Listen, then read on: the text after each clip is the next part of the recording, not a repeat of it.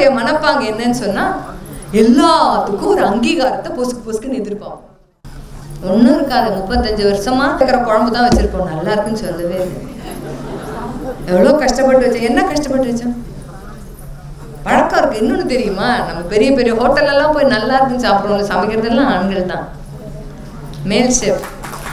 எந்த ஹோட்டல்லையாவது அங்கே பாருங்க, அப்போ மட்டும் கை தட்டுறது. எந்த ஹோட்டல்லையாவது நம்ம பிடிச்சமான ஒரு டிஷ்ஷை ஆர்டர் பண்ணுறோம், it is so palatable, it is so tasty.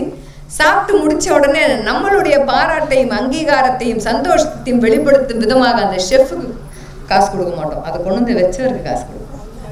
உண்டா இல்லையா? எத்தனை பேருமா ஹோட்டல் உள்ள சமைக்கிறாங்க, எங்க சமைச்சவருங்க அவர் கையில் ஒரு முத்தம் கொடுத்தவருக்கு நான் காசு கொடுக்கும் எத்தனை பேர் சொல்லியிருக்கோம்.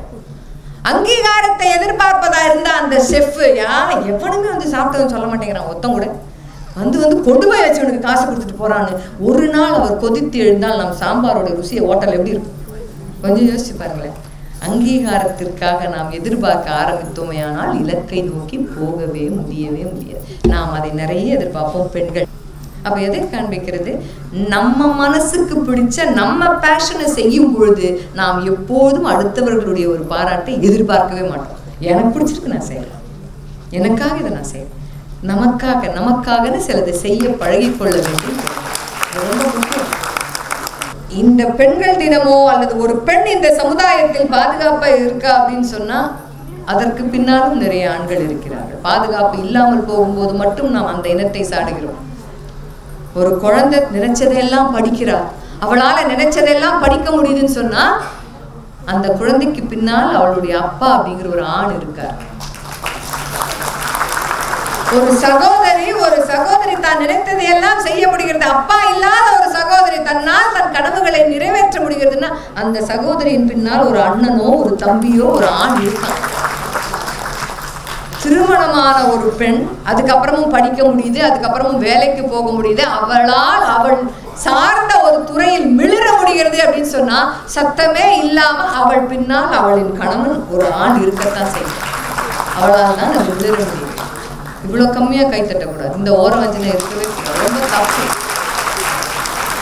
வேலை பார்க்கிற இடத்துல ஆண் பெண் என்ற வேதமே பார்க்காத மென்டார்ஸும் வேதமே பார்க்காத ஒரு பாஸும் இருக்கிறதுனால்தான் நிறைய பெண்களால் அவங்க நினைச்சது அந்த துறையில செய்ய முடியும். அவனும் ஒரு ஆண் தான்.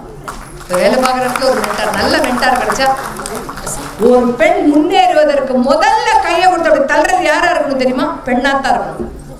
ஆணினும் இருக்கு சப்போர்ட் பண்ண, அது இல்லாம மிளற முடியும். அடுத்த வாங்க சிஸ்டர் போலாம் அப்படின்னு கையை பிடிக்கணும்னா நம்ம ஒரு அடி முன்னாடி ஒண்ணா பின்னாடி ஒரு பெண் அதை நகர்த்தணும். ஒரு சீனியர் ஸ்டாஃபா இருக்கீங்க நீங்க, ஒரு ஜூனியர் உங்க கீழே வேலை பாக்குறாங்கன்னா நுணுக்கங்களை அவ்வளவு எளிதாக ஒரு பெண் சொல்லி கொடுத்துட மாட்டாங்க.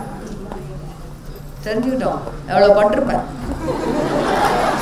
அவ்வளோ ஈஸியா, அவ்வளோ சுலபமான இந்த இவன் அப்படியே நோவாம வந்து கேட்டா சொல்லிடுவோமா? சொல்ல மாட்டேன். ஆனா அப்படி இல்லை வச்சா அதெல்லாம் ஒன்றும் இல்லைடா, ஈஸி டக்குன்னு சொல்லி கொடுத்துட்டு போயிட்டு தெரியுமா? அதுதான் பெண்கள் தினத்தன்று நாம் ஆண்களிடமிருந்தும் வாழ்க்கை பற்றிய நிறைய பாடங்களை கற்றுக்கொள்ள வேண்டும். கூறு போட்டே பார்க்கறது நம்ம பழக்கம். அதுவா இருக்கும் ஒன்றும் இல்லைங்க. தெரியாத ஒரு ஆள் சிரிச்சுட்டா திருப்பி சிரிக்க கூட மாட்டோம். ஏன் சிரிக்கிற? என்ன காரணம்?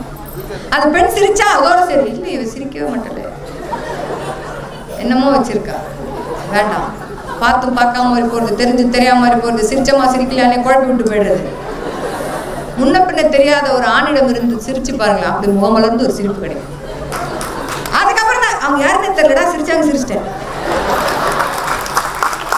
அந்த கூட நம்ம கிட்ட கிடையாது. எல்லாத்தையும் ஆபத்துன்ற கண்ணோட்டத்திலையும் பார்க்க கூடாதுமா. நல்லா தானே உட்காந்துருக்கும். அப்பா மூலியமாக, சகோதரன் மூலியமாக, கணவன் மூலியமாக, அண்ணன் மூலியமாக, தம்பி மூலியமாக, நல்ல பாஸ் மூலியமாக, நல்ல ஆசிரியர்கள் மூலியமாக, நல்ல வழிகாட்டிகள் மூலமாக வாழ்க்கையில இவ்வளவு தூரம் வந்துத்தானே இருக்கும். எல்லாரையும் லேபிள் குத்த முடியுமா? முடியாது. அப்ப அவங்களுக்கெல்லாம் கிரெடிட் பண்ணித்தான் ஆகணும். அதனால கூறு போட்டு எல்லாத்தையும் பார்க்க கூடாது. நல்லா பேசிட்டே இருந்தா 2 நாளா மூஞ்சி திருப்புறா. நம்ம அப்படி யோசிப்போம், அந்த ஆண்டு இருக்க என்ன பிரச்சனையாப்பா ஆனே வரும். அப்படி வாழ்க்கையை எளிதாய் அணுகுவதற்கு வேறு எங்கும் போய் படிக்க வேண்டாம். உங்கள் வீட்டில் இருக்கும் ஆண்களிடமிருந்தே வாழ்க்கை எளிதாய் அணுகுவதற்கு நாம் எல்லோரும் பழகிக் கொள்ளலாம்.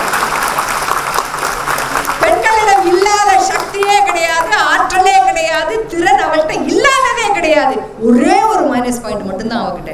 இது எல்லாமே நம்மக்கிட்ட இருக்குங்கிறது மட்டும்தான் அவளுக்கு தெரியாது. That is the only minus point here. So it is high time for every woman seated here to realize your inner strength, your potential, your core strength, your expertise. எதெல்லாம் நீங்கள் சிறந்து விளங்குகிறீர்கள் அப்படின்னு ஒரு பேப்பர் எடுத்து ஒன்றும் வேண்டாம், உங்கள் கல்ச்சரல்ஸ் எல்லாம் முடியட்டும், ஒரு அரை பக்க பேப்பரும் பேனாவும் கையில் எடுத்து நான் எதில் சிறப்பு வாய்ந்தவள்னு எடுங்களேன். நீ என்னடி எழுதுற? அந்த கேள்வி வருமா வராதா? நம்மை பற்றியே நாம் முழுசா என்னைக்கு தெரிஞ்சுக்கிறோமோ அன்னைக்கு தான் பெண்கள் தினம், உண்மையான பெண்கள் தினம் அன்னைக்கு தான் அப்படிங்கிறத சொல்லி எப்போதும் சொல்கிற விஷயத்தை தான் சொல்லி முடிக்கிறேன். நேற்றைய பொழுது அனுபவம், இன்றைய பொழுது நிச்சயம், நாளைய பொழுது நம்பிக்கை. நம்பிக்கையோடு இருங்கள். வணக்கம்.